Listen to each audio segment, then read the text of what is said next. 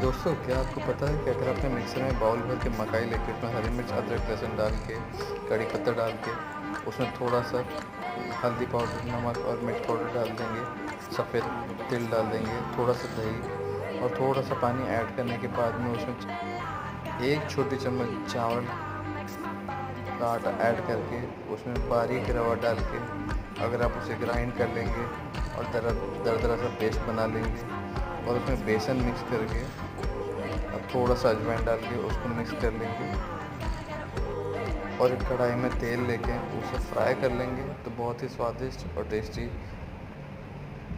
मकाई के पकौड़े या भजिया बन सकते हैं। आप अपनी फैमिली के साथ बैठ के इसे एंजॉय कर सकते हैं गर्मा गर्म चाय के साथ। बहुत ही आसान रेसिपी, बहुत ही फटाफट बन जाती है। ट्राई कीजिए और प्लीज़ लाइक, कमेंट, सब्सक्राइब कीजिए।